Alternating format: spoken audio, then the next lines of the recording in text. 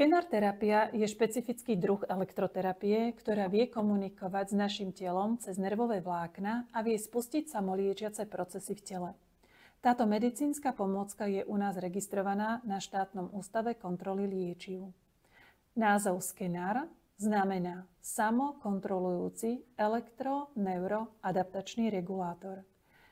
Samo self znamená, že impuls, ktorý vytvára medzi anódou a katódou, je veľmi podobný impulzom, ktoré prechádzajú našimi nervovými vláknami a mozog vie na ne veľmi rýchlo reagovať a vie spustiť samoliečenie v tele, čo je pre nás prirodzené. Kontrolujúci znamená, že je to komunikatívna forma elektroterapie, ktorá nielen vysiela impulzy do tela, ale na základe merania kožnej impedancie dokáže tento impuls dynamicky meniť podľa reakcie tela.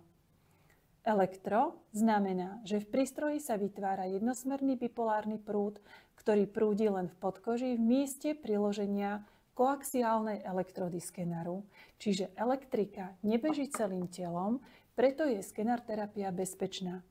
Vytvára sa elektromagnetická vlna, ktorá dráždi naše receptory a nervové vlákna a vedie informáciu z daného miesta kože nervovým reflexným oblúkom do príslušnej časti mozgového tkaniva, ako aj do autoregulačného centra, kde sa stimul vyhodnotí a spustí chemické reakcie v tele.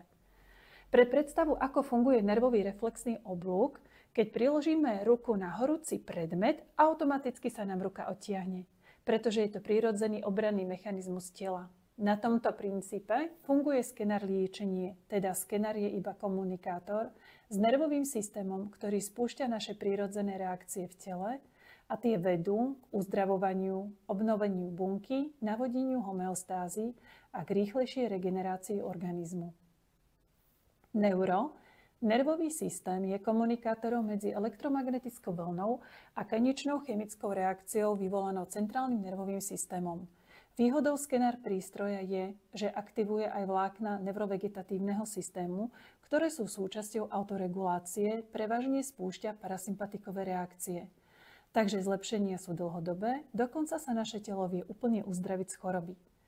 Adaptačný. Skenár svojim impulzom oslovuje adaptačný systém, ktorý zahŕňa množstvo chemických reakcií ako metabolických, imunitných, hormonálnych, neurovegetatívnych a psychoemocionálnych. Navodzuje chemickú rovnováhu v týchto systémoch a zabezpečuje adekvátne prispôsobenie organizmu vonkajším a vnútorným požiadavkám. Neliečime choroby, ale pomáhame telu obnoviť správnu komunikáciu v adaptačnom systéme a nastoliť rovnováhu. Regulátor, väčšina elektroterapeutických prístrojov je stimulačná. Na rozdiel od nich, skenár spúšťa reguláciu vďaka ovplyvneniu autonómneho nervového systému, ktorý rozhodne o tom, či niekde treba reakcie zrýchliť alebo spomaliť, podporiť či utlmiť. O tom nerozhoduje skenár, terapeut či metodika. O tom rozhoduje toto regulačné centrum. Preto je skenár terapia bezpečná, nie je manipulatívna a pôsobí dlhodobo. V praxi terapia prebieha buď dynamicky, šúchavo, kde vedením skenáru po koži vidíme primárne kožné reakcie, ako je začervenanie, zblednutie, drhnutie a podľa dynamiky tejto reakcie vieme, či sa už spustila adekvátna reakcia v tele. Druhý prístup je číselné liečenie, kedy ponúkame mozgu, nášmu počítaču, určitý nový algoritmus práce, na ktorý musí mozog odpovedať sám. Cieľom skenár terapie je nepotlačať príznaky choroby, ale aktivovať, pretože veľakrát je choroba skrytá v tele a pomaly prechádza do chronického stavu a degenerácie.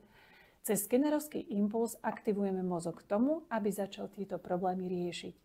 Som rada, že skenár technológia mi prišla do života, pretože pomáha mojej rodine a hlavne mojim 2 deťom pri rôznych ochoreniach. Rada vás pozývam k nám, aby ste si to vyskúšali a zistili, ako vaše telo funguje a ako sa vie samo uzdravovať. Verím, že sa stanete súčasťou našich vyše 600 vyškolených rodín, ktorí už skenár využívajú doma ako domácu lekárničku.